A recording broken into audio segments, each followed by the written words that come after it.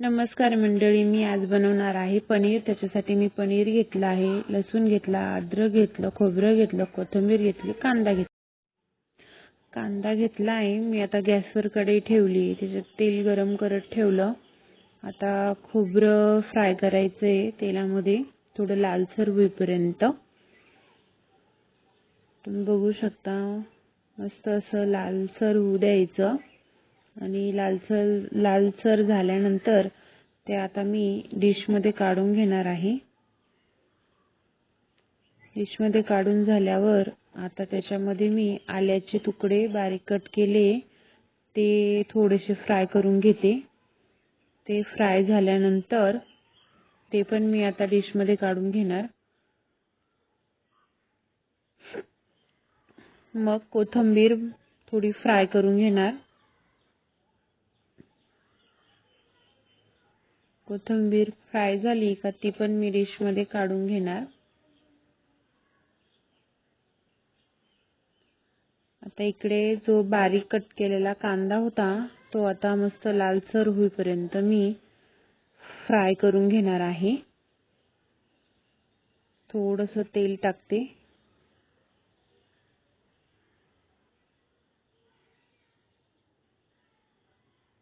तर मस्त असा लालसर होऊ दिला, तुम्ही बघू शकता। आता तो काढून घ्यायचा।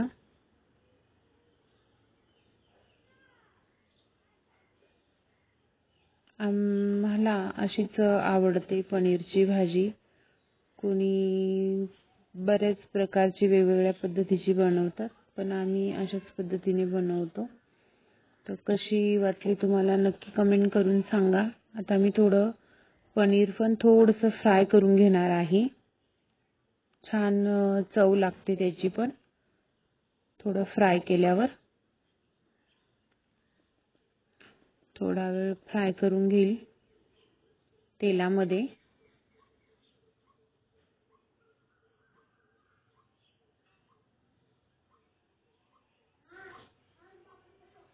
आणि थोडंसं फ्राय झाल्यानंतर मी आता सगळं काढून घेणार आहे पनीर। कढईमध्ये मी काळा आपला घरगुती काळा मसाला घातलाय 2 चमचे।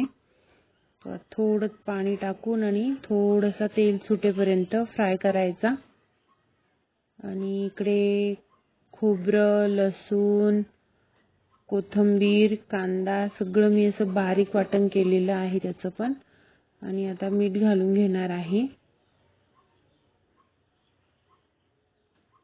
मीठ घातल्यानंतर पुन्हा थोडंसं फ्राय करून घ्यायचं। आणि जे आपण वाटण केलेलं आहे ते वाटण मसाला टाकून घ्यायचं। मसाला टाकल्यानंतर पुन्हा ते मिक्स करायचं, मसाला आणि ते मटेरियल। त्या मटेरियल मध्ये पनीर टाकून घ्यायचं, म्हणजे पनीर पूर्ण त्या मटेरियल मध्ये मिक्स करून घ्यायचं। अशा पद्धतीने करून घ्यायचं मिक्स।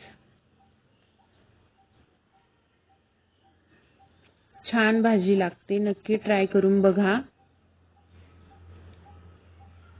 माझ्या सासऱ्यांना पण ही अशीच पद्धतीची भाजी आवडते आणि टोमॅटो घालून त्यांना नाही आवडत, त्याच्यामुळे मी अशीच बनवते। टोमॅटो कांद्याची प्युरी घालून ती तशी नाही आवडत। तर आपल्याला जेवढं पाणी लागेल तेवढं आपण पाणी त्याच्यात टाकून घ्यायचं, आपल्याला जेवढी भाजी पाहिजे तेवढी। रस्सा हे बघा, छान अशी भाजी आपली तयार झालेली आहे। लाईक करा, शेअर करा, सबस्क्राईब करा।